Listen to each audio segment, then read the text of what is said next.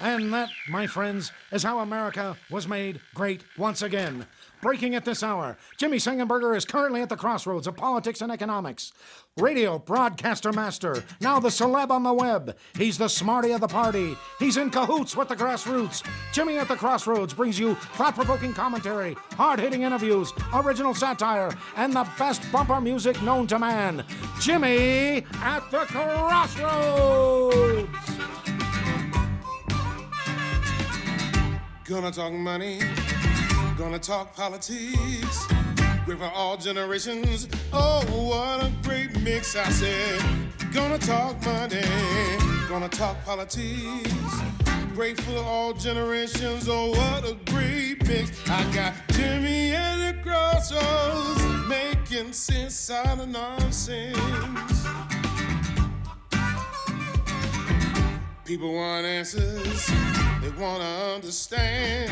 They come to the crossroads and Jimmy gives them the plan. I said, gonna talk money, gonna talk politics, great for all generations. Oh, what a great mix. I got Jimmy at the crossroads, making sense out of nonsense. Come on, Jimmy, what you got?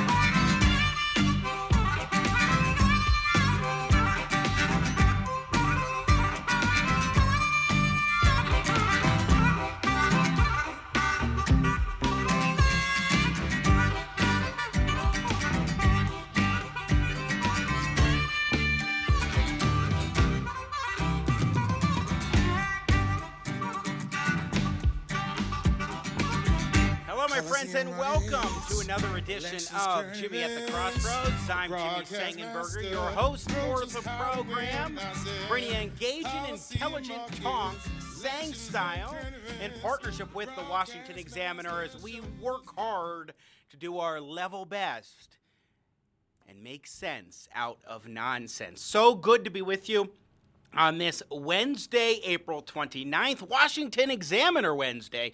By the way, our guest today from the Washington Examiner will be Nihal Krishan, and I'm looking forward to having him on the show to talk about a report he's got, an interview conducted for the most recent issue of the Washington Examiner magazine with the newish president of the American Enterprise Institute, Robert Boar, specifically about the optimal way to handle poverty post-pandemic. We'll talk with him as well about the Paycheck Protection Program and how that has been going, including some of the kinks in the system, if you will.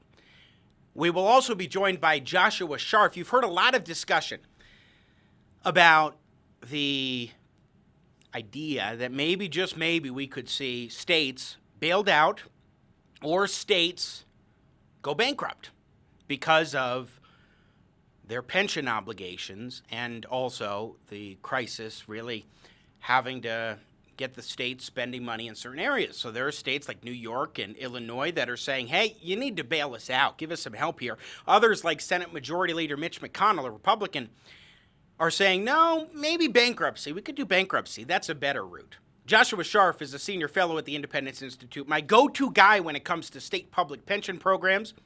And we will talk with him about what's happening in states across the country vis-a-vis pensions, public sector pensions, as well as the idea of doing nothing, letting them go bankrupt, or bailing out the states. We'll also be joined once again by veteran stock trader Woody Vincent, who will join us to talk about why the stock market is going up, despite news now that the first quarter gross domestic product was a negative 4.8%, the biggest drop since the fourth quarter of 2008, and the second quarter is expected to be even worse.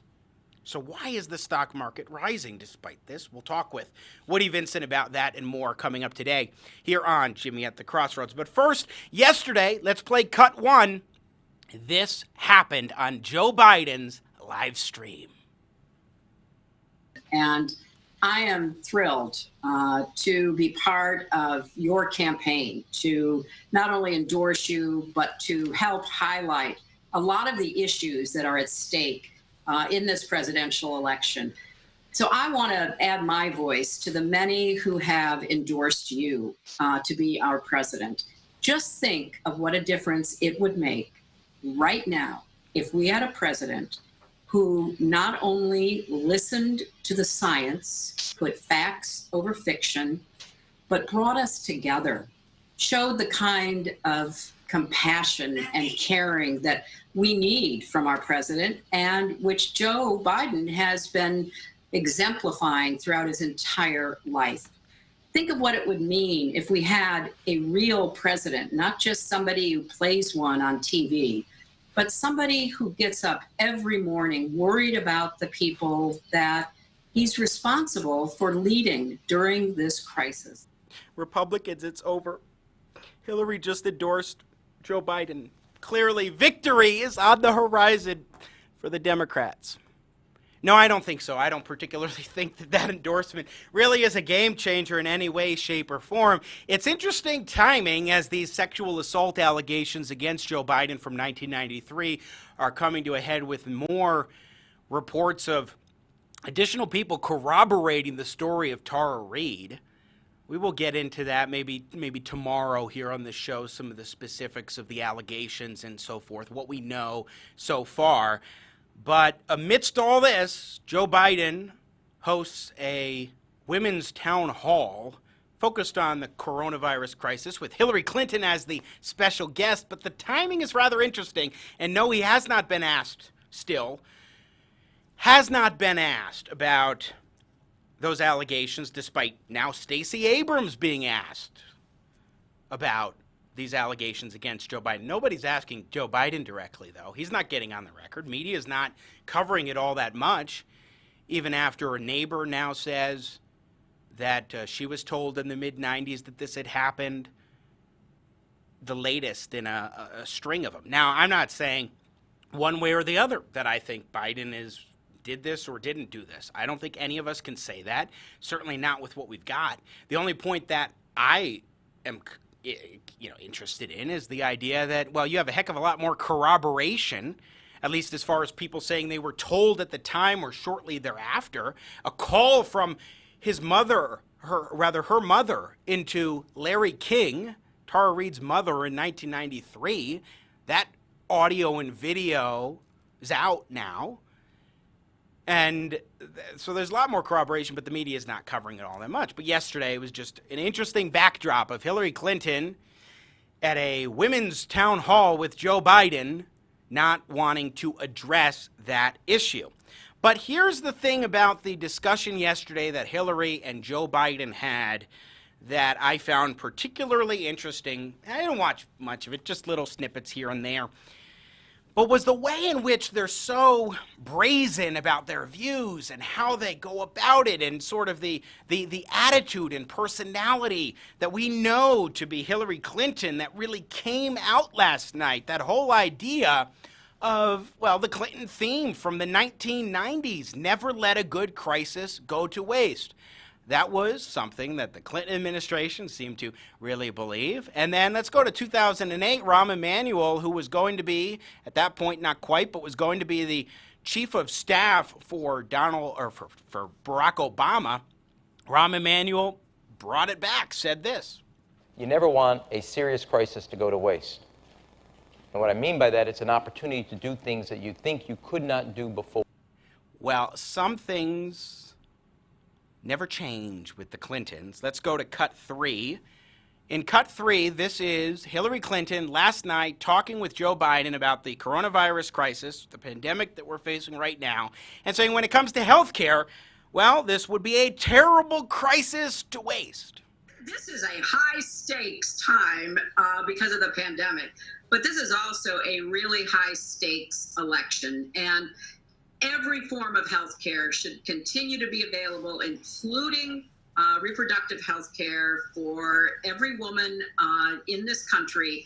And then it needs to be part of a much larger system that eventually and quickly, I hope, gets us to universal health care. So I can only say amen to everything you're saying, but also to, again, enlist people that this would be a terrible crisis to waste, as the old saying goes. We've learned a lot about what our absolute frailties are in our country when it comes to health justice and economic justice. So, let's be resolved that we're going to solve those once you're elected president. This would be a terrible crisis to go to waste, as the old saying goes. Yes, the saying made famous by people in the Clinton orbit in the 1990s. Rahm Emanuel, by the way, was a part of the Clinton administration, and later on would become chief of staff after having served in the United States Congress. And my goodness, when we look at the way in which look, think of it this way. The more things change, the more the Clintons stay the same. And they consistently have their same attitude towards politics. Let's see. Is there a crisis that's happening? Yes, there's a crisis. Is there some way we can take advantage of that crisis? Yes, absolutely. We can start pushing our own radical policies. A more substantial government takeover of healthcare than we already have. Let's not let a terrible crisis go to waste. Let's not let a serious crisis go to waste. Let's not let a good crisis go to waste. That attitude is the attitude of big government politicians who look at government as a vehicle to mold society the way in which they want, as a means through which to change the country through government policies. And so they look at a crisis and say, oh, there's an opportunity. People are suffering. We can piggyback off of that and use this as an opportunity to make more radical changes. That is fundamental to the ideology that Hillary Clinton and Joe Biden both share. And it's one of the big reasons why we need to make sure that Biden is not the next president of the United States. And you can see it's still getting me very emotional right now. I'm just kind of choked up at the idea of Hillary Clinton endorsing Joe Biden. But the reality is that they are cut from the same cloth, that they are both liberal Democrats. There is no moderate Democrat anymore in the Democratic Party, at least its top brass, its elected officials, its candidates, its leaders. I think there are a lot of moderate Democrats across the country. But it doesn't seem to me that there is a moderate viewpoint going on right now.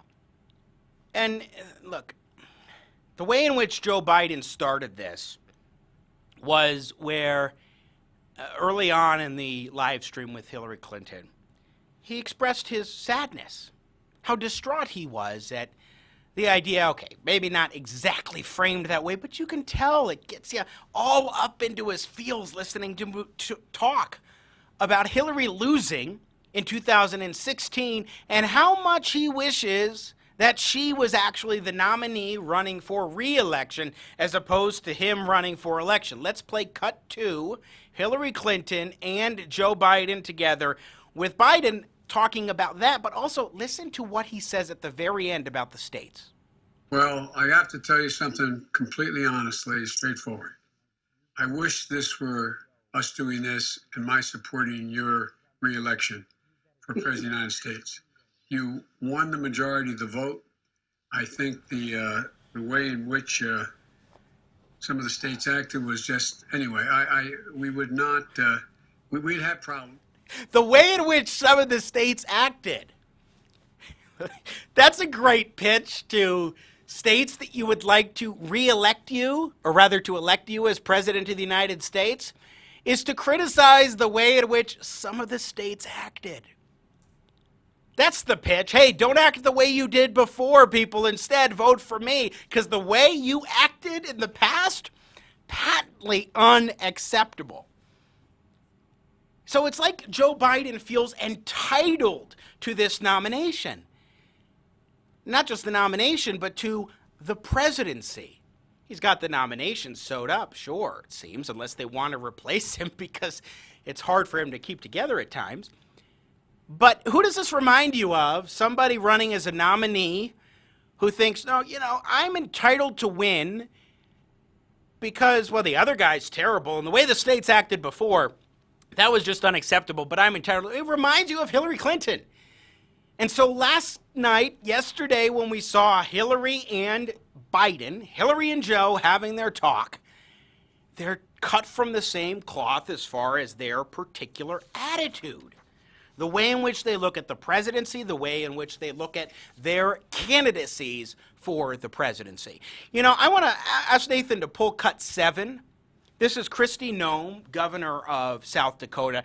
Let's show somebody who really is earning their credentials, really is earning their praise. So the governor of South Dakota has not had a stay-at-home order widespread. Now she's got a back-to-normal plan she's moving forward with. And I think this was over the weekend, maybe it was yesterday.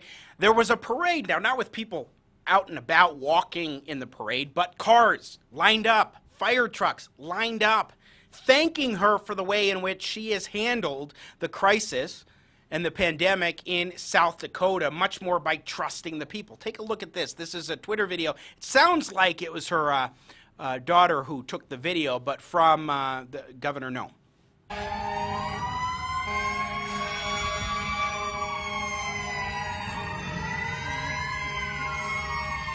It's a parade for you.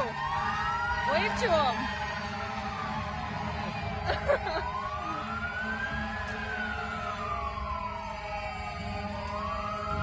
Okay, let's...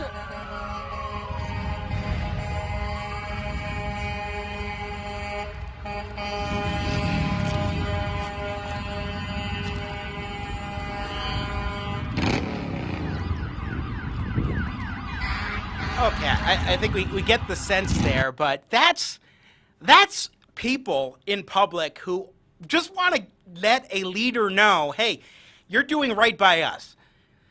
We appreciate how you're handling this crisis. We appreciate you trusting us to be responsible. She's gotten a lot of flack from other states, other individuals who've been trying to be, shall we say, Monday morning quarterbacks of this governor and her own decision-making process, and it's been working for South Dakota. Not only that, but Governor Noem clearly has the appreciation of the people in her state who are literally coming out in their vehicles to do a parade and show her some praise. And that should be encouraging to everybody looking for some of the leadership that we need during this crisis that is not just top down, let's tell you exactly what to do. But contrast that and that attitude that she's been giving towards the people with the, shall we say, attitude of hubris that we're seeing very much from Joe Biden and Hillary Clinton. Again, cut from the same cloth. It's my turn. It's my turn. Let me at it. Never mind that Joe Biden's got a number of issues of his own that maybe, maybe he should have second thoughts about being the nominee and becoming the next president of the United States. Doesn't seem like he is, though. There are some Democrats in the party who certainly are, but I think he becomes the nominee. I think he goes up against President Trump, and I think mano a mano, it doesn't look too good for Joe Biden, at least on stage in a debate against Donald Trump. And I do think that there would be some pretty highly rated debates, providing they do have them. I expect at least one debate to take place between the two of them. We'll see how it goes. We'll see if they have audiences in the stands during the debate, even if they're socially distanced audiences. Who knows? I don't know what the situation's going to be like. Nobody really knows what the situation's going to be like. But you have Hillary Clinton, entitled to the presidency in 2008, ran in the primary, got shellacked by Barack Obama. Hillary Clinton, entitled to the presidency in 2016, she got shellacked by Donald Trump. All of the opponents, supporters of Hillary will say that the Electoral College went for Trump, but the popular vote didn't. Bottom line is, the Electoral College is how you secure the presidency, and she got trounced in the Electoral College in 2016. And 2020, now you got Joe Biden strutting in there saying, this is my turn. I'm the one who deserves to win the presidency. Again, let's put them both up on the screen. Cut from the same cloth in terms of attitude and personality in certain ways. Okay, Hillary is a little bit harsher than Joe Biden, but close enough in terms of this attitude of it's my turn, give it to me, and also never let a good crisis go to waste. We'll see what happens in this election cycle, but I think it's just proper that Joe Biden was endorsed by Hillary Clinton yesterday for 2020. We're going to take a break here on Jimmy at the Crossroads. We'll start with our guest. Nihal Krishan will join us first from the Washington Examiner on this Washington Examiner Wednesday. Talk about a few different topics, including handling poverty post-pandemic and the Paycheck Protection Program and a lot more coming up. We are just getting started. Jimmy at the Crossroads. I'm Jimmy Sengenberger in partnership with the Washington Examiner. And now, the further future adventures of Starship Winkler. In today's episode, the captain is making travel plans. Sparks, open up a frequency to price expediosity line. Yes, Captain. Hello, and welcome to Price Expediosity Line. How can I help you? Well, I'll need a room. Are you traveling alone? Yes. Oh, that's a shame. Never found the right woman, huh? Well, there was this... No, wait, just book me a bed. King, queen, full, twin, Murphy, or bunk. King. You never know. Well, as long as you're convinced. All right, name your price. Name my price? That's how it works. Name your price. $6? $6 it is. Let's plug it in here. Bippity, boppity, boo, and... Sorry, you were outbid. By how much? Penny. Someone bid 6. Oh, 1. Who? Oh boy, I just booked a room for $6.01. Well, will the captain ever make a good bed bid? Tune in next time when we hear... Here's one for $602. I'll take it. $1,000. Oh, damn dramatic pauses. On Starship Winkler.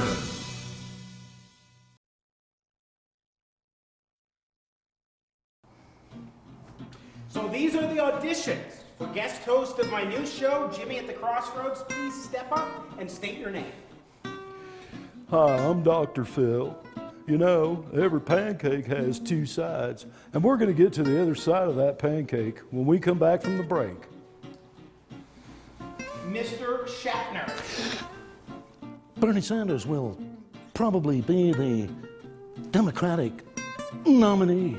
You're going to have to talk faster. I was going at full speed. Kelsey Grammer. Very well. I'll send you all to heaven before condemning you to hell. My little snowy flake, poor little snowy flake, triggered in every way. President Bill Clinton, whenever you're ready. Hey, how y'all doing? So, how about we play a little game of the old switcheroo? Thank you. Hey, if I get the gig, do I get an intern? Thank you. Just asking. Tom Hanks, go ahead, please. I am Tom Hanks at your service. Can you try an announcer voice, sir? Oh, an announcer voice. Oh, come on. I got a lot of movies to do. Okay, I'll do an announcer voice. I am an announcer. I'm the announcer. Ha! How was that? The announcer guy. Ha! I think we're going to have to do another audition call, guys. America's politics are crazy. The culture is in flux. That's why we work hard to help you keep up. More politics, more culture, and more access.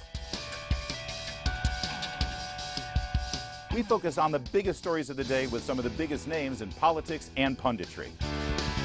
Go to our website, WashingtonExaminer.com. Subscribe to our YouTube channel.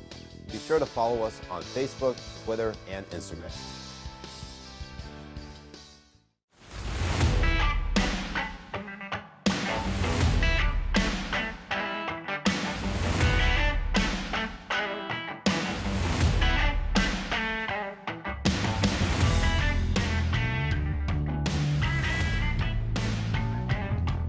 Ladies and gentlemen, let's get back to your host of the Crossroads, Jimmy Sengenberger.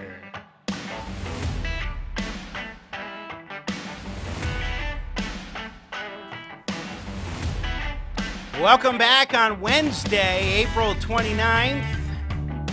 I'm Jimmy Sengenberger. Great to be with you here on the show. in partnership with the Washington Examiner, bringing you engaging, intelligent talk, saying style once again, and making sense out of nonsense as best we can. So great to be with you. Appreciate you joining in to the festivities on the program. In just a few moments, we will be joined by our first guest of the day from the Washington Examiner. We'll give him a full introduction coming up here on the show as soon as we get him situated. And also, coming up in just a matter of moments, more than moments, about 20 minutes from now, we'll be joined by Joshua Sharf from the Independence Institute, who is a senior policy fellow at the Independence Institute. We'll get his take on the prospect for states going bankrupt or being bailed out. We shall see what happens. Then a little later, Woody Vincent, veteran stock trader, will join us once again on the program to discuss what's happening in the stock market. It's rising despite all the issues we're seeing with the economy. Is there a disconnect there? But first, it is Wednesday. Therefore, it's time here on Jimmy at the Crossroads for Washington Examiner Wednesday with our partners at the Washington Examiner. Today, I'm pleased to be joined by economic policy reporter Nihal Krishan, who joins us now on the show. Nihal, welcome to the program. It's good to have you here. Thanks so much for having me, Jimmy. Thanks for joining us. I'm so excited to talk with you because you had an interview, which I want to get to first, with the newish president of the American Enterprise Institute, one of the longest-running public policy think tanks in Washington, D.C., Robert Doar, for the latest issue of the Washington Examiner magazine, which, of course, folks can subscribe to at WashingtonExaminer.com. And I'm excited about this because one of the issues that I've studied a good bit and have been very passionate about, and I know AEI has done a heck of a lot of work on, has been the issue of poverty in America and across the world. Tell us a little bit about this interview, big picture, what you talked about, and then we'll dive in. Yeah, certainly. Happy to. So, Robert is, as you mentioned, he's one of the foremost experts on poverty studies and poverty alleviation around the country. And AEI, of course, is one of the most prominent and well-respected think tanks, that does public policy research across the board. So I wanted to talk to him about what was, the latest, most cutting-edge research that him and, the scholars that work at AEI are doing. Especially given the fact that the economy has been shut down, and they have done a lot of research on how to both provide relief to people at this time and then also get the economy started up again. As I said, he focuses specifically on poverty, and so much of the interview was about how he saw those at the bottom rings of the economic ladder, how to help them because they've been particularly badly hit by the economic shutdown that we're going through right now, and how poverty looked before the shutdown started during both the Obama era and the Trump era, and then how we can help to alleviate and reduce poverty in the coming months as the economy starts to open up again. Now, when you go into an interview like this, you've got the president of a major think tank. You're going to have a conversation with him. Obviously, you had to know that Robert Doar is someone who specializes in the issue of poverty alleviation when it comes to public policy. So did you go in there with the expectation this is what we're going to focus on, or did it kind of evolve in that direction? Yeah, that's a fair question. I knew that that's what he specialized in, but I didn't go in thinking that would be the focus per se. I just kind of asked him more broadly about his thoughts on the three major economic relief packages that have been passed in Congress. If he had any particular thoughts, compliments, or criticism for the administration's economic response to the coronavirus. So I tried to keep it broad and allow him to then narrow in on what he wanted to talk about, or I try not to be overly biased about what the people I'm going to interview are going to say, and allow them to lead me towards what's most interesting or controversial, or that they have expertise on. Yeah, that's how I like doing an interview. I think that's the best way, because it's much more organic and you can get what they're really thinking and feeling from there. So what was Robert Doar's take in your interview with him about the way in which the coronavirus pandemic has been handled? Because that's where you start off, and I think that's the obvious starting point before you even get into the poverty-specific questions. So he started off, before even giving me like a broad picture sense, he just immediately said that I'm a poverty specialist, and so that's the angle and filter through which I look at almost all economic issues. And he started off kind of with a historical back look at how poverty was at an all-time low during much of 2019 and 2018.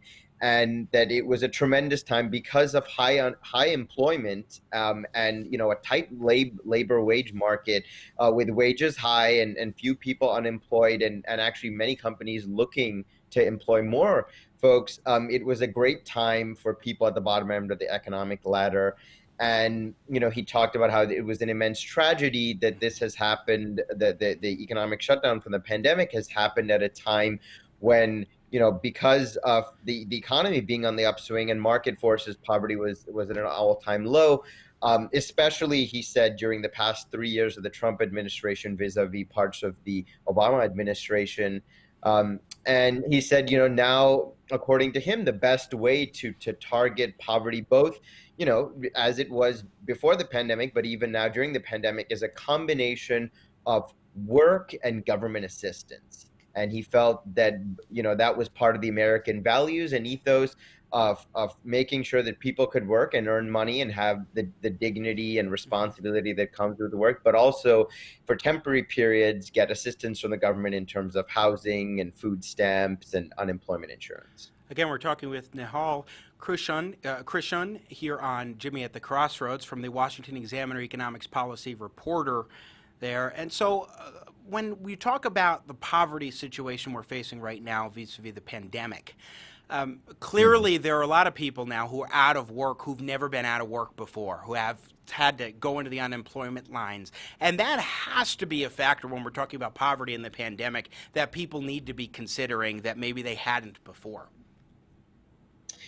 Correct, absolutely. So Robert himself said that although work is critical to alleviating poverty and making sure that people have self-confidence, he did say that a big part of what we're having to deal with is, because the economy is shut down and could be shut down for another number of months, that government assistance has already increased. We've already had trillions of dollars through legislation, and it will probably increase even more so in the coming months in terms of unemployment insurance, in terms of help with housing, and so although not from his perspective as a conservative, although not necessarily ideal to have a large amount of government spending, he sees this as a time when it is absolutely necessary and critical for the government to provide more assistance to people for an unprecedented problem that not many people had expected. Nihal, let's go in a little bit more into depth on this idea of work plus assistance that Robert Doar, again, from the American Enterprise Institute, the president there, has put forward as far as his overall approach here to this pandemic and addressing poverty during this time and other challenges economically here, because I think that's fundamental to the idea of government has a role, but government shouldn't be the only role and certainly not the driving role that really undergirds the conservative philosophy. And I think also is an important discussion that some may be getting lost in a little bit or finding themselves separated from, because there's so much focus on let's lean on the government since the government's responsible for these shutdowns. So what's his idea, Robert Doar's, of the work plus assistance approach?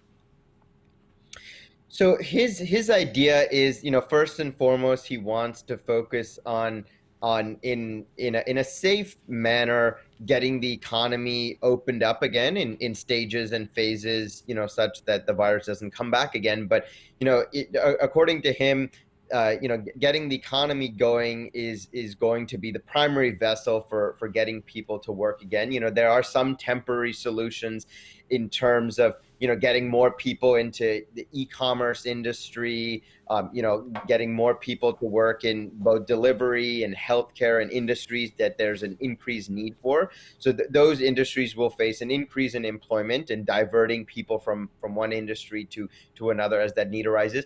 But then, until the economy is able to open up in a more full sense, he said that we will have to rely upon the government in a temporary sense. He says he was worried about government assistance being too much and lasting for too long. But he said thus far, the legislation that Congress has passed has made government assistance to be temporary for 8 to 12 weeks or for a few months at a time.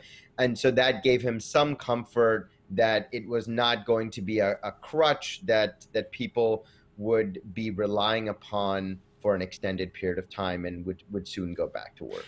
Yeah, that's the thing that has been worrying me most especially about the government's handling of this crisis has been the idea that new programs and new initiatives may go into effect that will then become permanent. I mean, Ronald Reagan had the old saying about how the nearest thing to eternal life we'll ever see on earth is a government program, and I think it's very much a truism and something that certainly is guiding the likes of Robert Boar, again, who you interviewed for the Washington Examiner magazine, the president of the American Enterprise Institute. Now, as far as President Trump's handling of this crisis, and perhaps especially the poverty element, how does Robert Boar look at this particular situation and what President Trump has done as far as his approach? So Robert didn't specifically go into the president's response to poverty during this coronavirus pandemic. And as far as I'm aware, the president has not in any specific way created or talked about programs that would alleviate poverty. In specific, I think that the president has focused on generally trying to a general economic recovery and economic relief for Americans across the country from different socioeconomic backgrounds.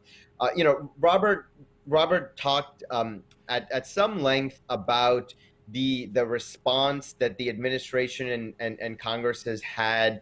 He talked about how obviously there is a fear of the economy being opened up too quickly, and that's something that he said a number of people have had issues with rhetoric wise, and then also mentioned that the vice president he thought had done a good job in terms of working with governors, that Mr. Fauci and Dr. Fauci and Dr. Birx had done a good job in terms of the health response.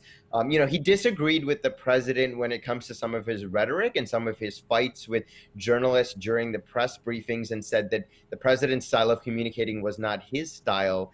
But that when it came to poverty in specific, the president, through having a very strong, robust economy over the past few years, had done a good job, according to him. Again, Nihal Krishan is our guest from the Washington Examiner economic policy reporter. Just one more question on this interview. I mean, obviously going into conversation with the president of a major think tank who's focused on a narrow area of poverty. Well, I mean, it's not especially narrow because there's a lot of different things that fall under the notion of poverty in America and also around the globe. AEI does a lot of work about international poverty issues. But going into an interview like that, you're talking with somebody who really knows how to delve into depth. And I'm curious, for Robert Boar, how is he and I know that Arthur Brooks, his predecessor, has always been so good at this. How would you say he is at communicating some of the substantive policy ideas? Because one of the challenges sometimes for a policy wonk or somebody who really knows how to delve into depth at policy and is passionate about it is being able to express it in a way that, say, everyday people can follow along with without getting too into the weeds. How was he at that? What would your assessment be? Yeah, I think he's fairly skilled and adept at that. He leaned upon other scholars at AEI whose research and work that he has helped champion and help facilitate. And so he talked about various other scholars, who have been at the forefront of the healthcare and economic response to the pandemic, and cited work that they had done in terms of being able to talk about the appropriate policy responses. But I think another important facet of Robert's career and background to remember is that he's worked in government himself. He worked for Mayor Bloomberg for close to a decade in New York City, and has actually worked to implement various poverty alleviation programs in New York State and in Washington, D.C. And so that's what he draws upon. When he's talking about work and assistance, for example, it's because he says it's something I've worked on and have implemented for over 20 years, and both Democrats and Republicans, there's a fair bipartisan agreement on this philosophy and approach. And so I think, when somebody like him, who's been an actual practitioner, who has put into practice, what he's talking about, it gives a lot more weight and evidence, and it just makes it easier to understand when somebody has a real life example to point to behind their policy and philosophical suggestions. Nihal's full interview with Robert Doar, president of the American Enterprise Institute, of course, in the latest issue of the Washington Examiner magazine, which you can subscribe to at WashingtonExaminer.com. Let's shift gears for a few minutes with you to a big story that you've been covering quite a bit, and also that has been on the radar of a lot of folks around the country, especially if you're a small business owner, and we've talked about it a lot here on Jimmy at the Crossroads, has been the discussion about the Paycheck Protection Program, the loan program that is for small businesses, intended for small businesses. They expended the money pretty quickly in the first round, then spent nearly $500 billion from new spending added to the program just in the last couple of weeks. How has this worked out? I mean, we've been talking about some of the need for a program like this and some of the benefits of it, but there have been a lot of challenges along the way, and you've been reporting quite extensively on that. Yes, I most certainly have.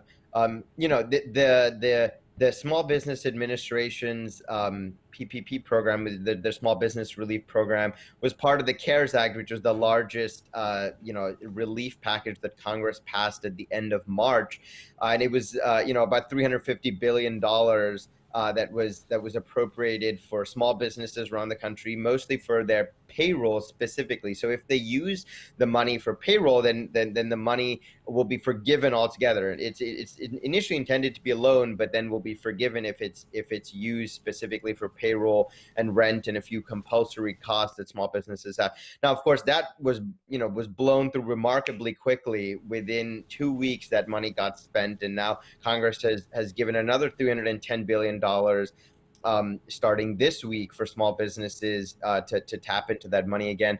Now, although the idea was incredibly sound, and a lot of small businesses were excited to hear that the government was going to offer this relief, there have been a number of hiccups and issues in terms of the implementation and rollout of this program in the past few weeks. The SBA talks about how within 14 days, they have given out more money than they have given out in 14 years. Wow. And so the program is certainly under a lot of strain and pressure to perform in ways that it never has before.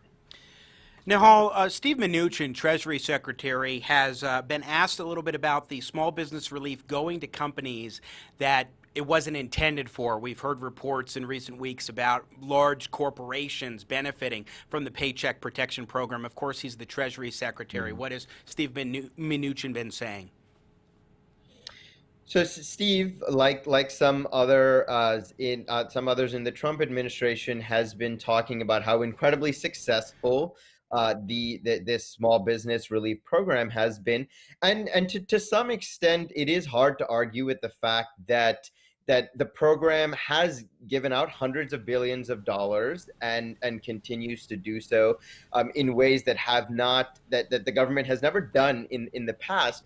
And so in that sense, it's unprecedented and is an achievement. But at the same time, there sometimes is a contradiction between what Secretary Mnuchin and some government officials are saying regarding the program and how small businesses and bank lenders are actually feeling about how the program has been rolled out. And so it's kind of a classic case of the government, wanting to talk about a success story all the time, and small businesses themselves having a different take because of some of the challenges they faced in getting these small business relief loans. And just a final question for you. In terms of the Paycheck Protection Program, I mean, obviously this money's being spent pretty darn quickly as well. Nobody knows exactly how long many of these states will continue to keep their economies closed off, and therefore small businesses, many of them unable to operate.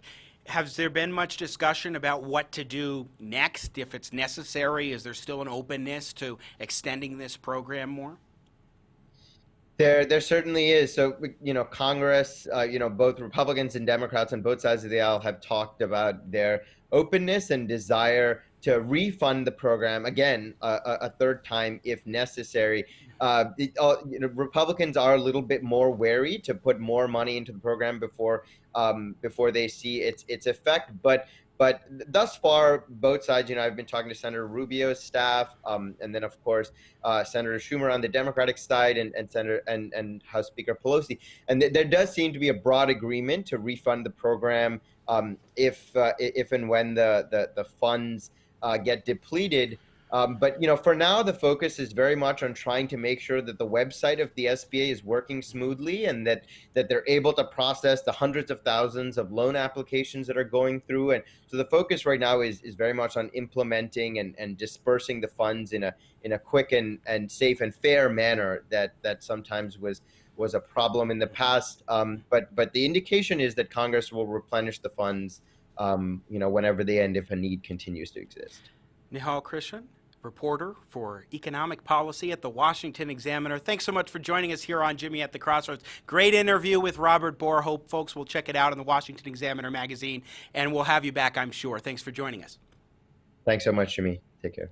Once again, Nihal Krishan joining us here on Jimmy at the Crossroads. Always great to check in with our friends at the Washington Examiner. We are going to take a break. When we come back, the next thing that we will dive into, Mitch McConnell being blasted by Democrat governors and others in the media for suggesting the idea that states might declare bankruptcy as opposed to getting bailed out by the federal government. Why are they even in this position in the first place? We're going to talk about that and the question of a bailout versus bankruptcy versus doing nothing with Joshua Sharf, go-to guy for yours truly when it comes to public sector pensions. He's a senior fellow at the Independence Institute. And then we will be joined by veteran stock trader Woody Vincent to get his thoughts on what's happening in the stock market. So keep it right here. I'm Jimmy Sengenberger, coming to you in partnership with the Washington Examiner. You're watching Jimmy at the Crossroads. America's politics are crazy. The culture is in flux. That's why we work hard to help you keep up. More politics, more culture, and more access. We focus on the biggest stories of the day with some of the biggest names in politics and punditry. Go to our website, WashingtonExaminer.com. Subscribe to our YouTube channel. Be sure to follow us on Facebook, Twitter, and Instagram. Okay, welcome to the auditions for the official voice of Jimmy at the Crossroads. Name, please? Kermit the Frog. Okay, go ahead. Hi-oh, Jimmy the show host here. Next. Next. I told you they wouldn't go for it, Froggy. Hiya! And you are? Stewie Griffin. Can you sing a bumper song? Oh, absolutely. La la la la, la la la la. This is so beneath me. Thank you. Okay, next, previous experience in voice work. I was a duck. Next. Affleck. Okay, Dr. Evil, you're up. Okay, everyone. Welcome to Jimmy at the frickin' Crossroads. We invite you to watch for $1 billion. Mr. Simpson. Wait. Mr. Simpson. Who's talking? Mr. Simpson. What? Over here. Oh, hey. Let's hear the announcer voice. I can't do an announcer voice. Oh, but I can do Mr. Burns. Announcer guy, eh? Excellent. George W. Bush. I'm here to auditionify for the announcerification process there for Jimmy Mushroomburger. It's Sengenberger. Jimmy In-N-Out Burger. Next. And you are? The name is Doc Brown. Okay, go ahead, please. Welcome back to the Crossroads. I love your enthusiasm. When can you start? Last year.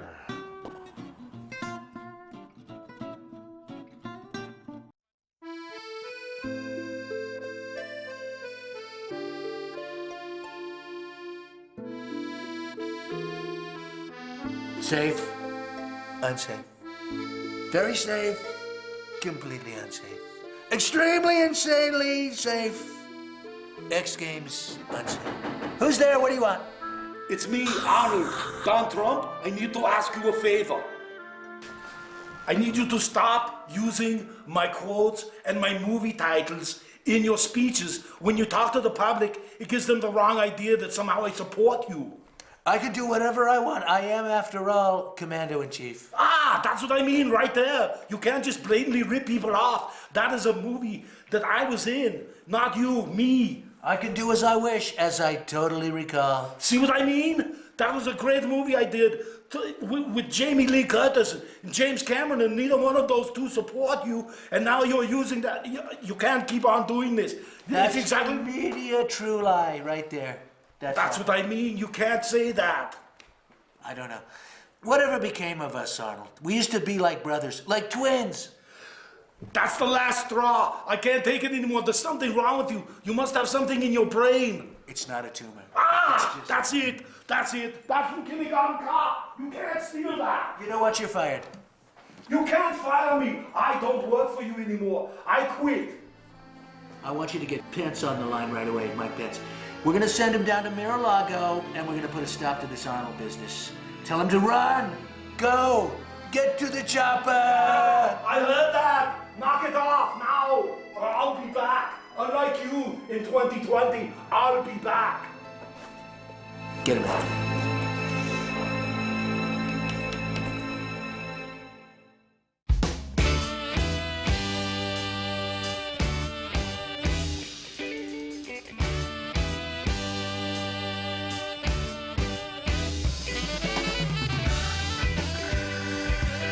Ladies and gentlemen, let's get back to your host of the Crossroads, Mr. Sang Style himself, Jimmy Sengenberger.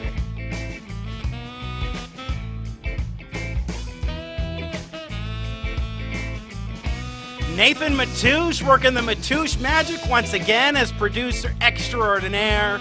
Bring down the volume a little bit, Nathan, but let's keep it underneath. I'm kind of liking this little jazzy bumper tune as we continue on the show that brings the engaging, intelligent talk day in and day out. Jimmy at the Crossroads. I am Jimmy Sengenberger in partnership with the Washington Examiner. My great utmost thanks to Nihal Krishan from the Washington Examiner, reporter extraordinaire there, joining us today to talk a little bit about some economic-related issues and topics.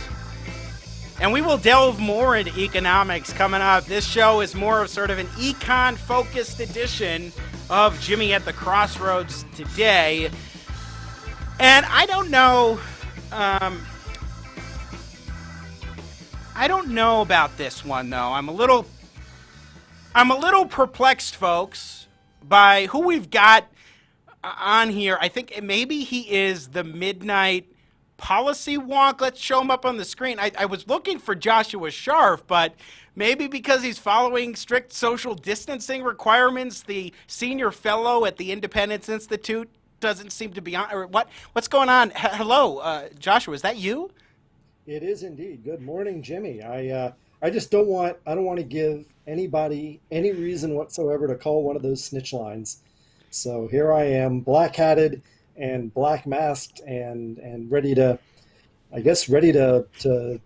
rob the federal treasury or something. Well, that does seem to be going on quite a bit right now, although more you could probably rob the Federal Reserve. They've got trillions that they're giving out, Joshua. It appears. Yeah, they can just, like with the click of their enter key, they can just make money. It's a magical thing, isn't it? I will have to tell you, though, I don't think anybody's going to snitch on you. You are home. And you were on via webcam. We're not actually doing an in-person interview, so you don't have to. You could keep the hat on. I mean, that works too. But right. Yeah, however you would like to do it. Good to see you, my friend. How are you? Fine, thanks. How you doing? You're getting the band back together. Yeah. We have. I used to host a morning show in Denver called Business for Breakfast, and coming up in the next segment's Woody Vincent. We've got Joshua Sharf here today, and both of them were regulars for like a couple of years on Mondays on Business for Breakfast. So it's always a treat to have you on the program.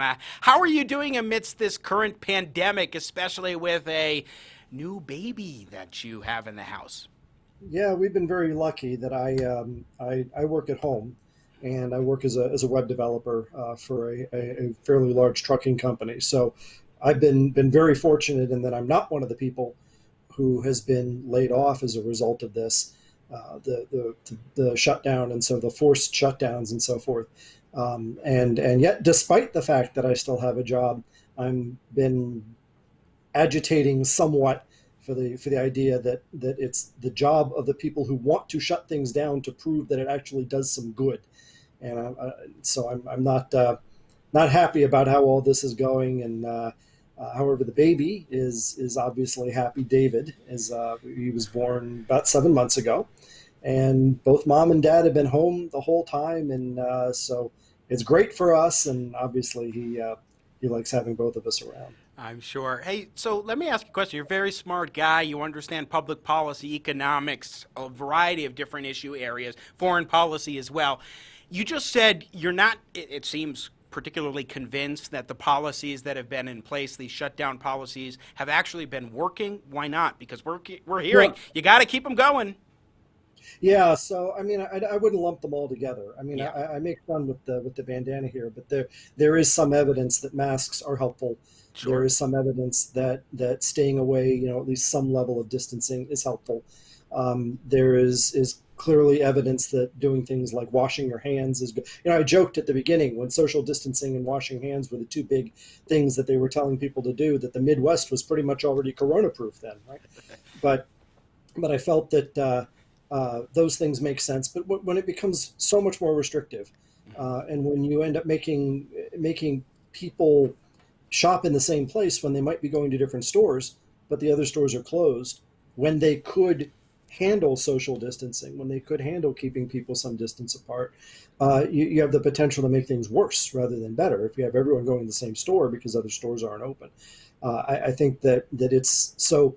I'm not sure we have quite the quantitative level that we need, the quantitative level of evidence that certain specific actions that we have taken are justified. And I think they're doing a lot of damage, and I would just as soon get people back to work as soon as we can. Joshua Sharf, Senior Fellow at the Independence Institute. Your area of specialty is on public sector pensions. Now, Independence Institute is a Colorado-based think tank, but you study and compare with all sorts of different public pension programs across the country. And that really, I think, is what undergirds the discussion we'll have in a few moments about the idea of the possibility that states will could be allowed to declare bankruptcy. Right now, they're not able to, as well as the prospect of bailing them out, or maybe just doing nothing. Because really what we've seen more than anything have been public sector pension issues that have brought a lot of economic difficulties, financial woes to various states, Illinois being a prime example, as well as New York, New Jersey, among others. I mean, just about every state, it seems, has some sort of pension issues, but some greater than others. And so before we get into the discussion about bankruptcy and bailouts and that sort of thing, since this is really one of the big undergirding factors to the strife that these states are facing financially, give us a little bit of a primer on the public sector pension system and what we've broadly speaking been seeing as far as many of these concerns over those pensions. Sure. And what's happened basically is that the last stand of the old pension plan that used to be that some significant fraction, although never a majority, but some significant fraction of employees had pensions rather than 401ks, rather than money that you would put aside and invest directly. They had pensions. And so what you had was a promise that after you retired, after a certain number of years, you would get an annuity in effect. You would get a certain amount of money each month or every couple of weeks, and that might or might not be adjusted for inflation, but that was a guarantee on the part of the company, or in the case that we're talking about now, on the part of the states. So you got this promise that you would have this money in perpetuity. And of course, most of those have been replaced by what we know now as 401ks or defined contribution plans, as opposed to the traditional pension, which is called a defined benefit plan. It's right there in the name. You define the contribution, and then whatever you have at the end is when you retire. Plus, obviously, you can continue to earn earnings on what you have in there. But that's what you have when you retire. And the defined benefit was that you would be given a promise, and that was a benefit that you would get. So that's the difference.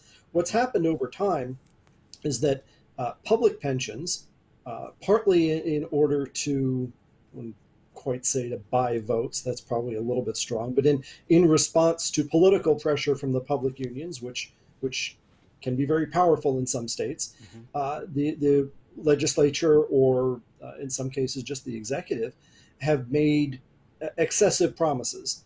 And so what happens is when you look on the balance sheet, you have promises far in excess of the assets that you have necessary to cover those promises. So here in Colorado, we estimate that Colorado would say, PERA would say, the Public Employee Retirement Association would say that it's a little bit higher than this. We would estimate that it's around 33% funded, meaning that for every dollar of promises they have made in 2020 dollars, they have about 33 cents to cover it. In Illinois, it's much lower, and Illinois is a more populous state, so they have an even bigger problem. New York and New Jersey have also worked themselves into a corner this way, where they simply have made promises that they don't have the assets to be able to cover. Now, one thing that I have heard, so I was watching an interview last week with David Sirota, who of course is was a senior advisor or member of the Bernie Sanders campaign for president that was unsuccessful. So I think he was the communications director or some such position. And in this interview I watched, he was saying that states had not been properly funding their pensions, and therefore, and we'll get to the bailouts in a moment, but therefore states should be bailed out because they weren't properly funding sufficiently, and there were various reasons for that. But basically saying we weren't giving enough, states weren't giving enough to public sector pensions. Would you say that's a particular issue, that we should be funding them more? Well, it depends, as with many things.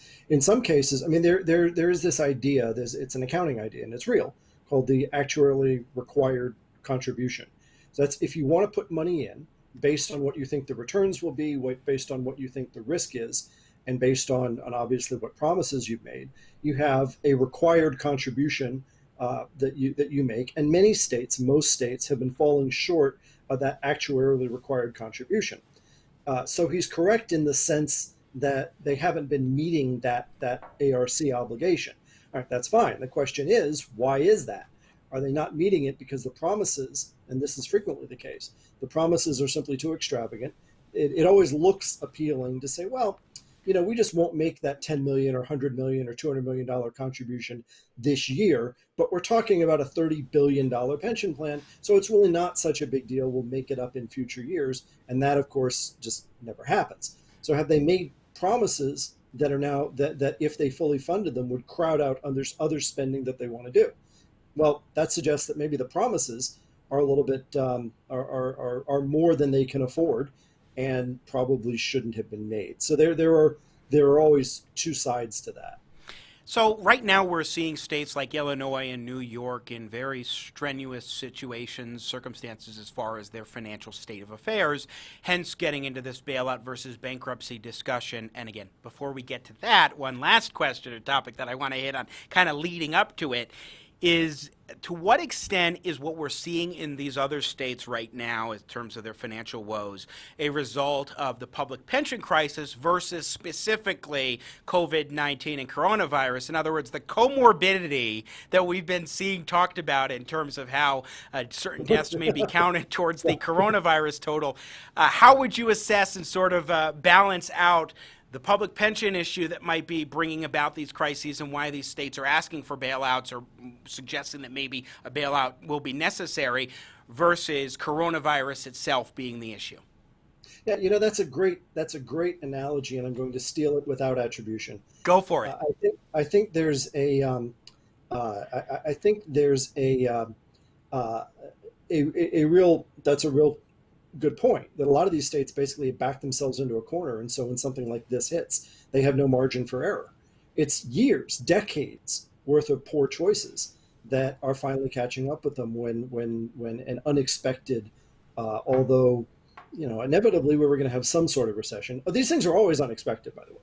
And if you look at and it just, people are lousy at making predictions. So if you go back just very quickly and you look at the predictions that the state agencies that are responsible for predicting what's going to happen in terms of the next year's income when they're looking at next year's tax revenue, they're always wrong whenever a recession hits.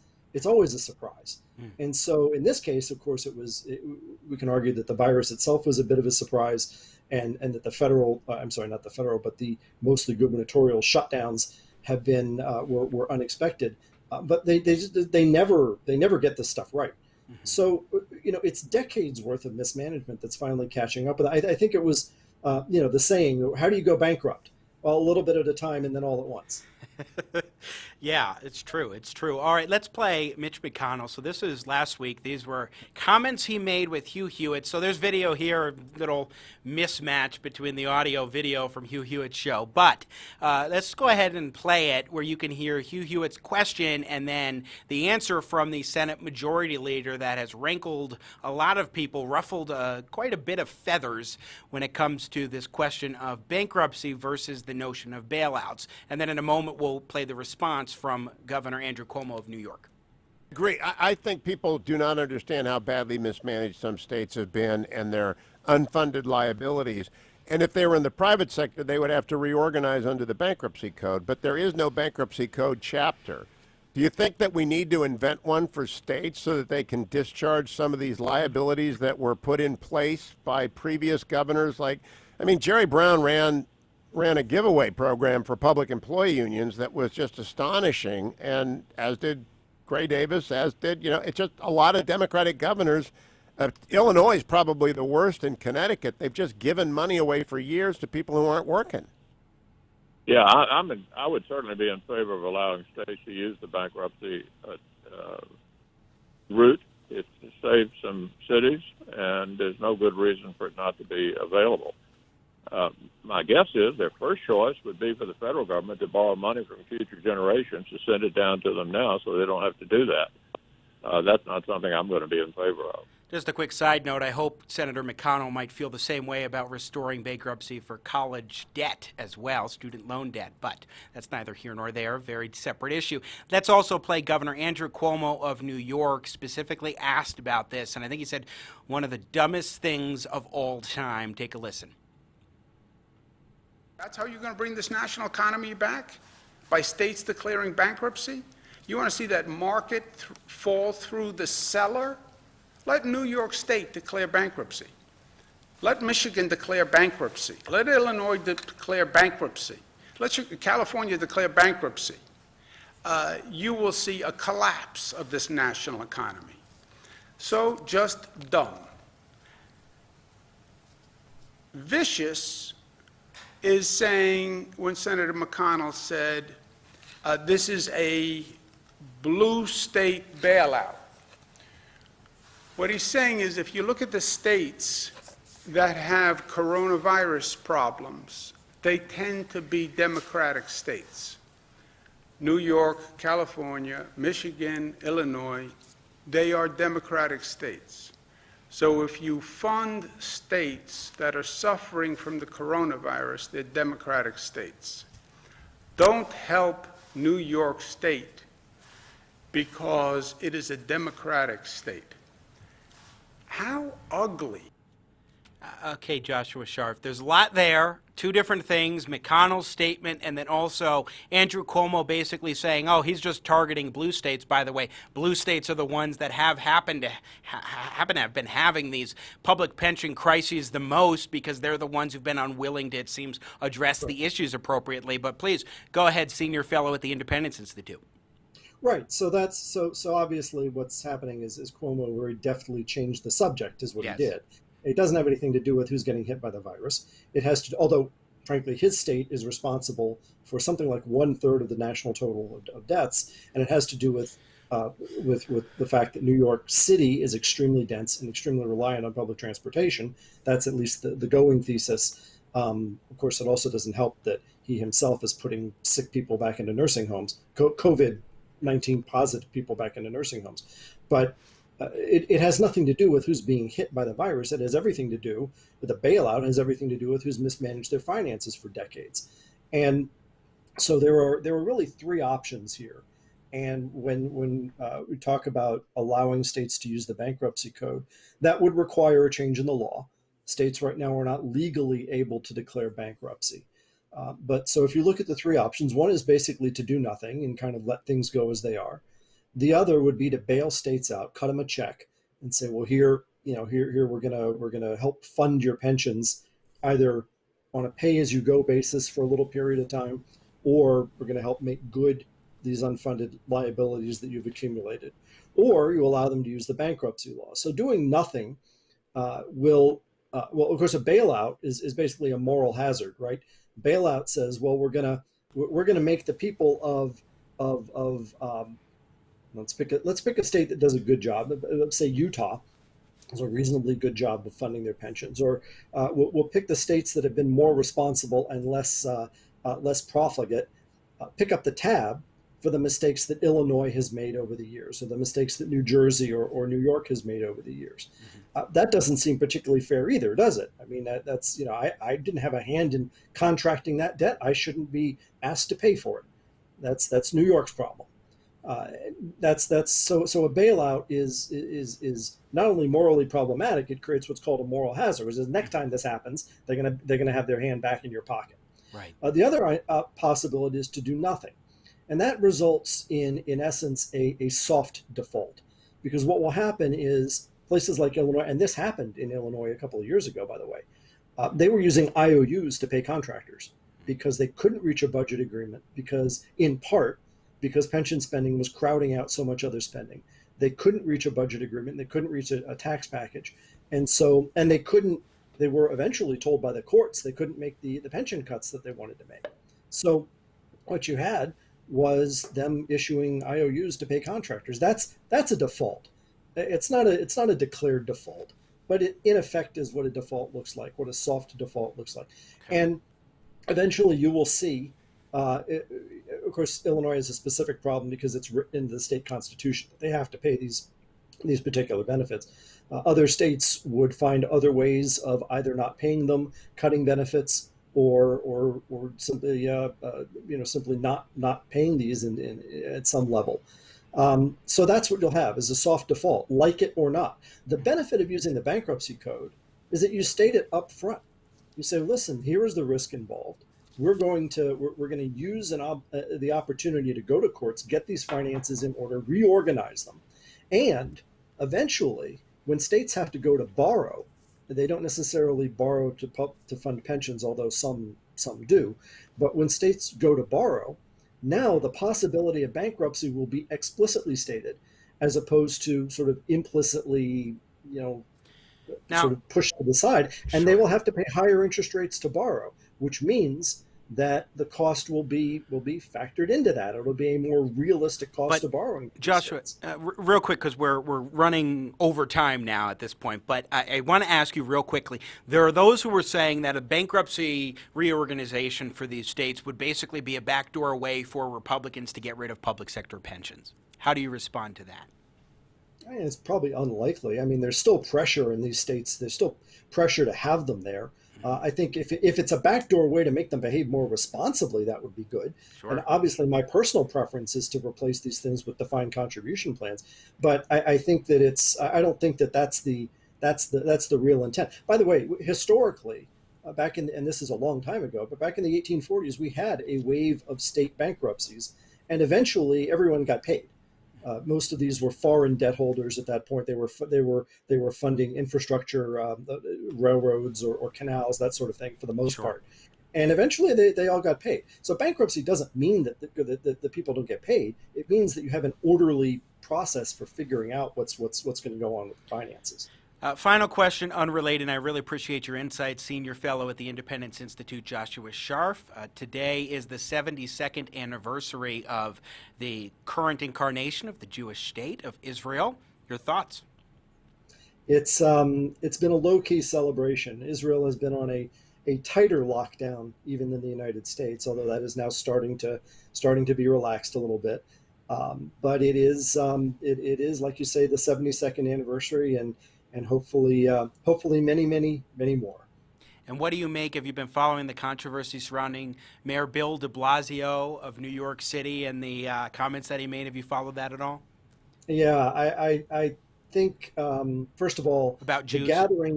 the gathering that he was referring to, this funeral that he was referring to, with a large number of, by the way, almost all of them wearing masks in public, a large number of Jews out in the Jewish community in Crown Heights, I think it was organized by the NYPD. It was organized and coordinated with the New York Police Department. So he basically made a statement saying, well, the Jewish community needs to get its act together. And I would just suggest that if you substitute basically any other religious or ethnic group for that, it would be unacceptable, and that sort of talk should be unacceptable in this case. And he's apologized today in a 2-paragraph statement or something. So really quite something. Joshua Sharf, my friend, always great to check in with you, Senior Fellow at the Independence Institute. Thanks for joining us today. Thank you. Great pleasure. Thank you as well. Once again, Joshua Sharf joining us today. We're going to take a very quick break because we do have our final guest of the show, Woody Vincent, waiting. But we're going to take a quick break, and we will be back in a moment to talk a little bit about the stock market, what's happening in that regard. I mean, we've been seeing the stock market on the rise, but at the same time, the economy seems to be in shambles, 4.8%. Reduction in GDP, gross domestic product, for the first quarter of 2020 alone. It's expected that the second quarter, which we are in now, will be an even more significant drop. And by the way, the first quarter drop is the most significant decline that we have seen since the fourth quarter of 2008. So we will be back here in a moment with Woody Vincent, veteran stock trader for the past 30 years or so. But first, a message from the President of the United States, Donald Trump. We interrupt this program for a very important presidential message. I have a very important issue that I'd like to discuss with you, the people of America, and the people of the United States as well. Traffic circles. These things are very communistic. Older people are terrified of traffic circles. I noticed this about 20 years ago when they came in. I said, this is no good. Our forefathers didn't fight in World War II to have traffic circles. They're very scary. It's, let's all join hands and come into the circle like hippies. Wrong. You come to a four-way stop like a man, and you take your territory, if you can handle it.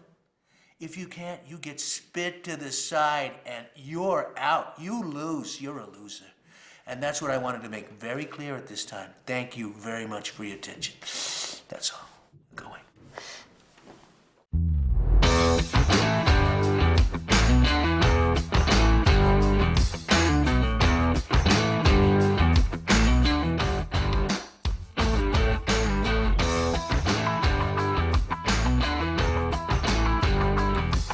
Hey, Jimmy Sengenberger, how much sang style do you have left in you?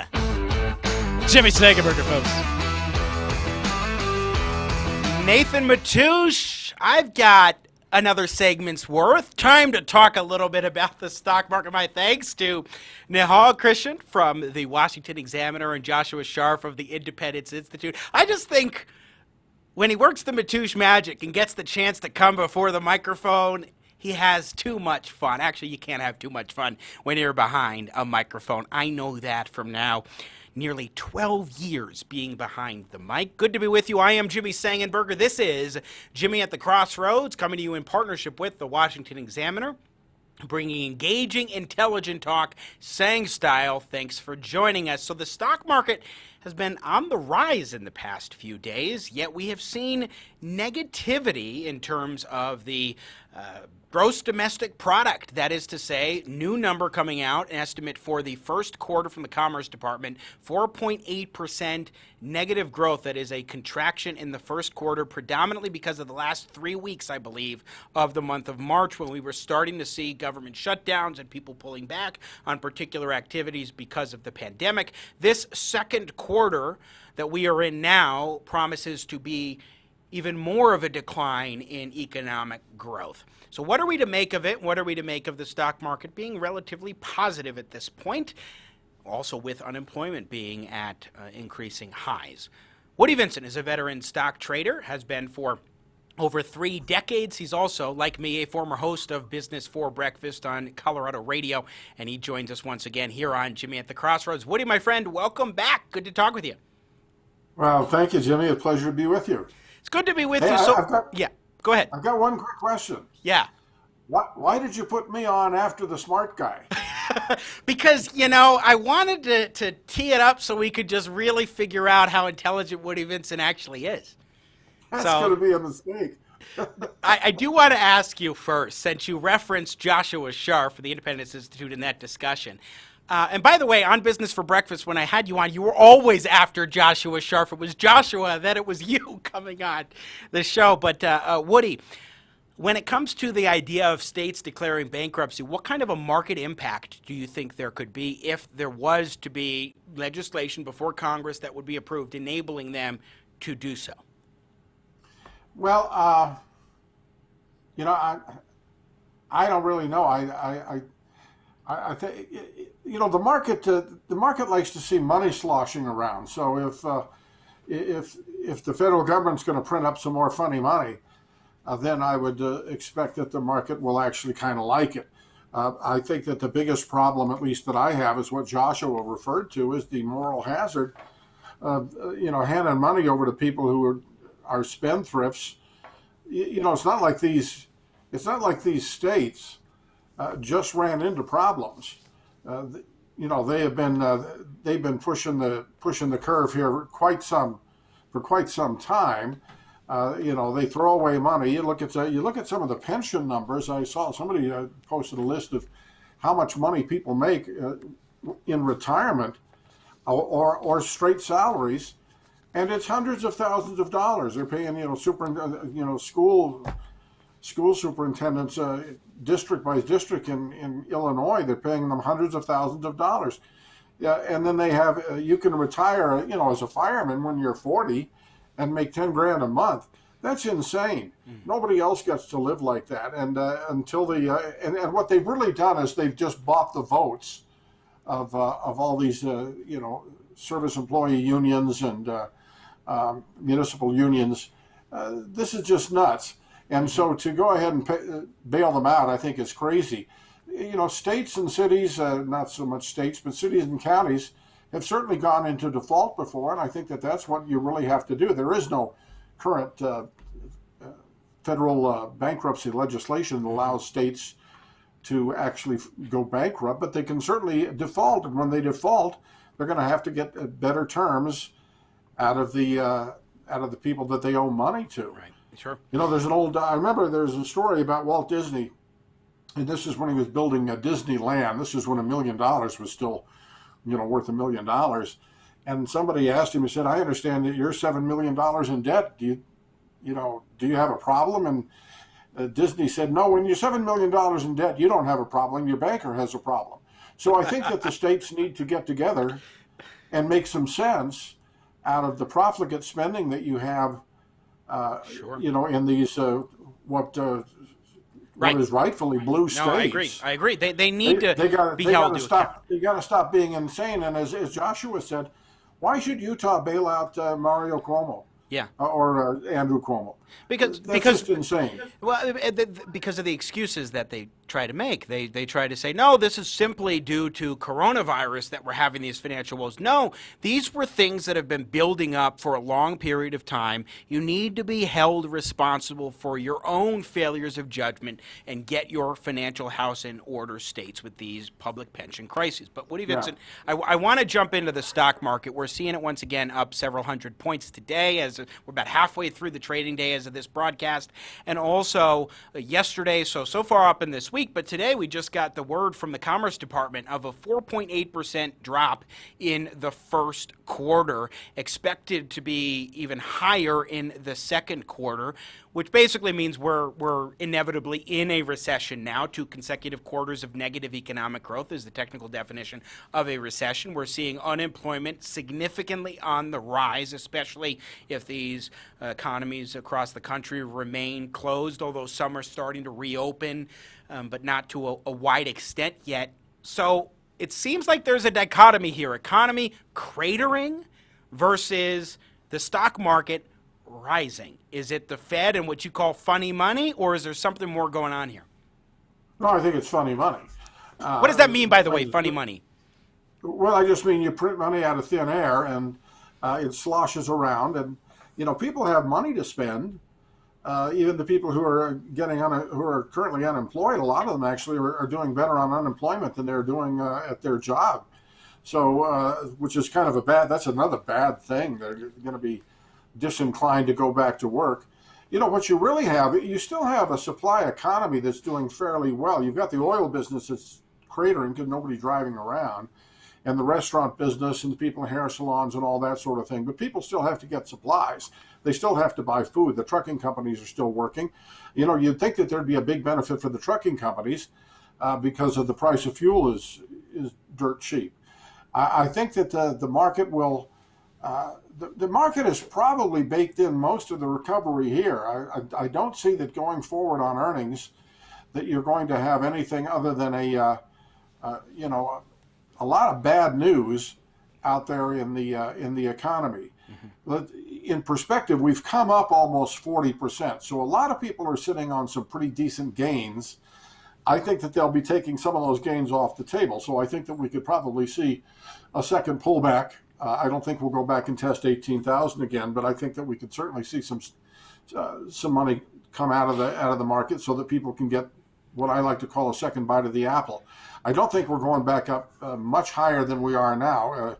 I know that in a lot of my trading accounts here, I'm back to where I was, and I'm very happy about that. But whenever I get back to where I was and I've been killed, my inclination is I'm going to go ahead and book this and wait for a second chance. So. That's where I'm at. There are some pockets, glimmers of hope, if people are looking to buy stocks. I want to stop there for a moment, and we'll get to what are some of the specific glimmers of hope in a moment. But I just want to ask you to kind of really emphasize this point, which is that the stock market is not simply looking at the first quarter, which we already knew was going to be bad because of the fact that we started shutting down the economy then. But now they're also looking ahead and looking at the prospect of reopening in bits and pieces, and that some of these companies, maybe we're going to talk about some glimmers of hope for stock investors and what have you.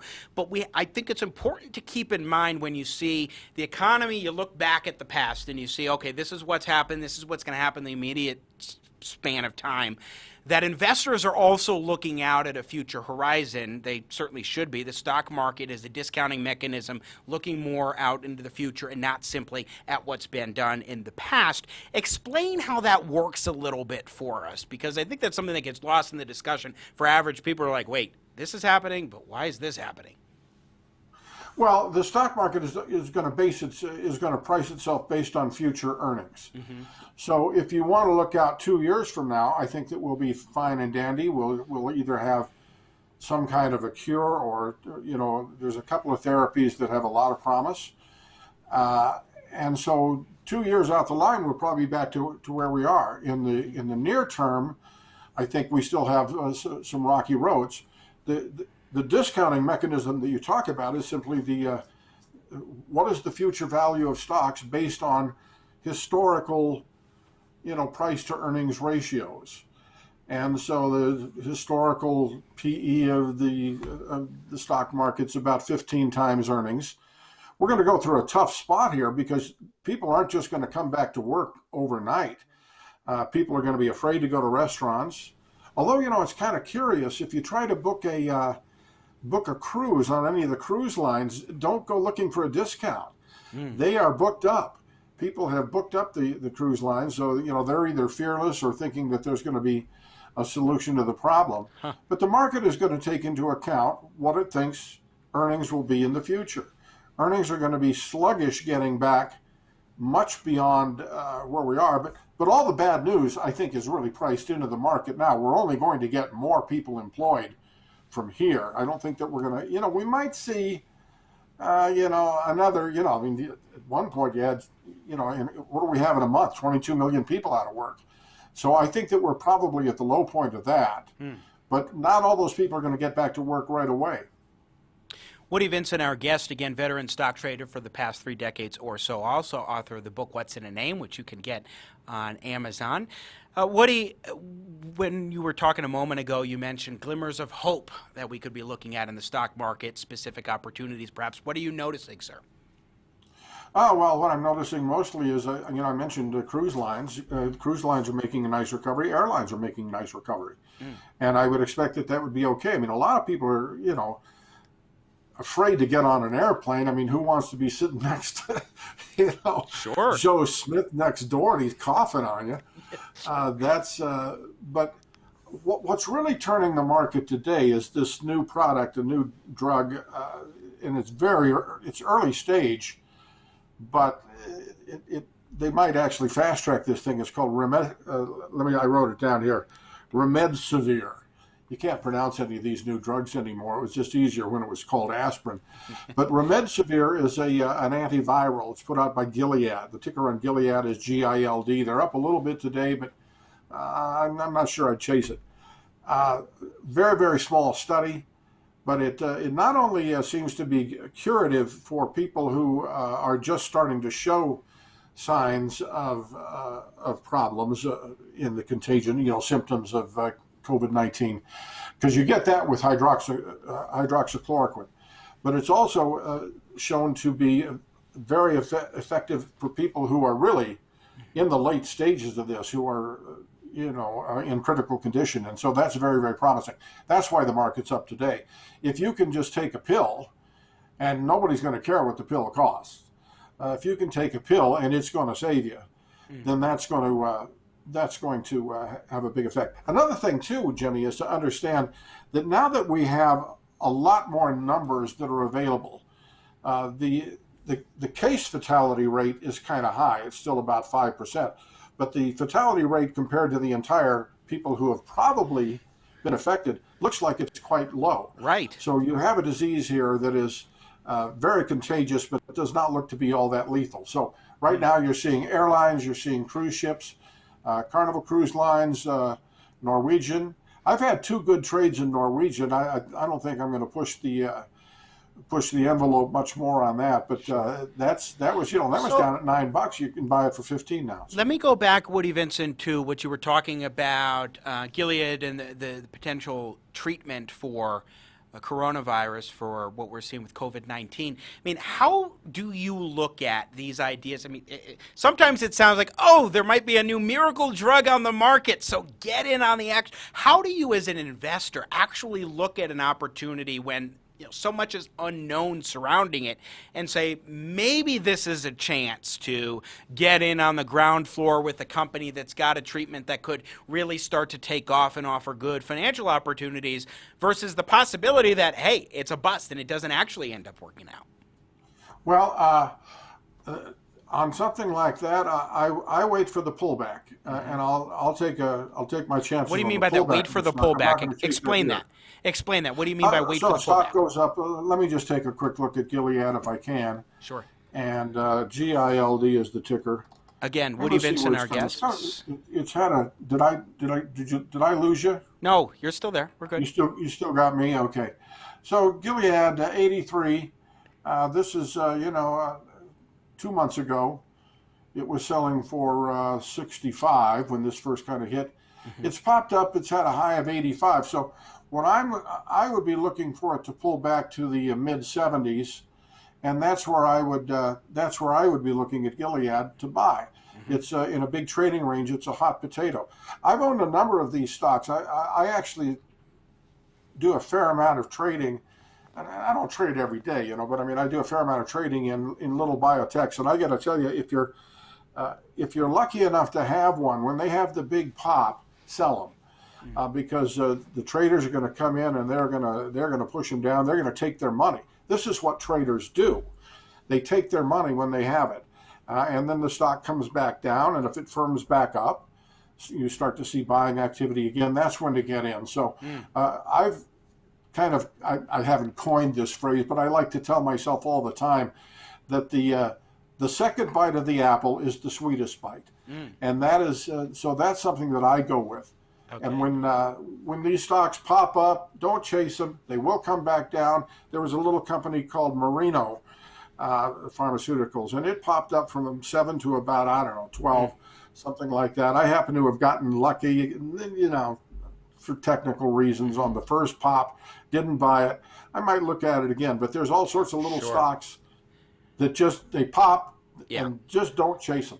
So let me ask you, Woody Vincent, in just a couple more minutes with you, again, veteran stock trader, our guest.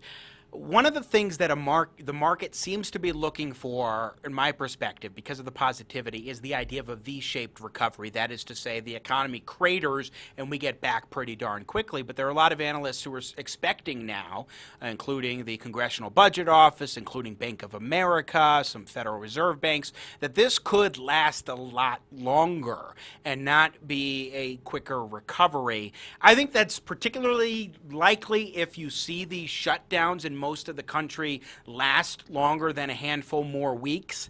Then I start getting more concerned about a real significant, deeper recession, maybe even the idea, some are saying, that this could be the most significant decline in economic growth that we've seen since the Great Depression and the longest lasting since the Great Depression. We'll see. I think, again, only if the reopening takes a long time. Finally, we're starting to see some states do that. But what do you think? Do you think that investors are a little too optimistic looking at a V-shaped recovery? Do you think that's likely? Do you think that's actually what they're looking for? Going forward, I would say that we've gotten about as much as we're going to get. I would be not adding to shares here. I would be probably lightening the load, expecting another bit of a pullback. That's how I'm going to behave. Don't know how anybody else is going to do it, but I think that whatever V we've gotten is probably what we're going to get. And the reason I say that, Jimmy, is because let's say that, first of all, you've got something going on now. You've got a handful of states that are opening up, Georgia and Texas, and Colorado's going to start opening up a little bit. But even so, they're not going to just fill the restaurants. The restaurants are going to have, 30% capacity. The restaurants make all their money on liquor. So unless everybody's having, a couple of double martinis, it's just not going to recover overnight. So you're going to see a slow crawl out of here. But I think that we've reached the bottom as far as the actual economy is concerned. And I think that the market, going forward, I would not be putting a lot of money into this market. I would be taking money off the table if you've been lucky enough to have a recovery. I think we may be at the bottom economically if they start more quickly, at least opening up, or allowing companies to make the decision to open up. There are some states that want to prolong this as long as they can, which I think is absolutely the wrong move. But just a final question for you, Woody Vincent. What else should people be looking for from the stock market, say, over the course of the next couple weeks into May? Well, I take a look at some of the companies. I'll just give you one example. Zoom, ZM. This is a company that does teleconferencing. It's going to fall now. People are not going to be doing so much teleconferencing. If they're going back to work, the boss is going to want to keep an eye on them. So you might want to take at the companies that have really zoomed up. Great pun. I love a good pun. There you go. And it's a crummy pun. But at any rate, be careful of the things. Don't chase them up too high. They've probably spent their powder at this point. Oh, good point. Now, how about oil? Real quick, it just came to my mind. Oil has been really rocky of late with prices cratering. I'd say we ought to bomb Saudi Arabia. No. Definitely not. I see what your point is, but definitely not. Jimmy, this was a disaster that was waiting to happen. Yeah. I mean, they've been producing too much oil for a long time, and you can't make any money in shale. Under $40. If I were the president, I would embargo all imported oil tomorrow morning, and I would tell the Congress to get lost, and I would fill up the Strategic Petroleum Reserve. So you're focused on protectionism. Yeah, that would be your response. Here would be protection. If you want to, no, I'm just saying if I mean it is. If you want to, it if is. you want to help the oil, yeah. If you want to help the oil industry, that's what you got to do. So, what does this mean in terms of your views on trade? Because during the China trade war, you and I seem to be pretty simpatico. No, I know, but you have consistency is important. At least it is to me. Oh, I don't care about being consistent. I just try to make money. Okay, fair enough. Fair enough. So protect certain industries versus others. So, okay. You know, if they're going to keep flooding the world with oil, then you're going to see. I mean, Whiting up in North Dakota already declared bankruptcy. You're going to see a lot of bankruptcies, and you're going to see a lot of banks that have lent these companies money. They're going to go under too. You got a problem. So you know, you might just want to take a look and say, you know, charity begins at home. So no bombing Saudi Arabia, but embargo Saudi Arabian oil. Well, it's cheaper than bombing them.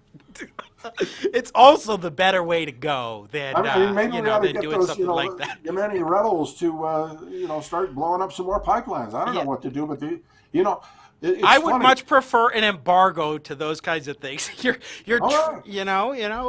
just I think it's a little bit more sensible than that. I'm all for it. See, I'm 70. I don't get help, and I'm not a politician. I'm not responsible for my opinion.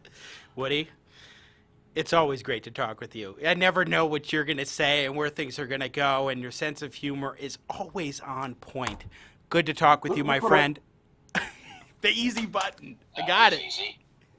I got the easy button, man. That's how I live. Oh, gosh. Woody Vincent, veteran stock trader, never a source for a dull moment here on Jimmy at the Crossroads or anywhere else. Thanks for joining us, my friend. Take care. All right. Gosh, that guy.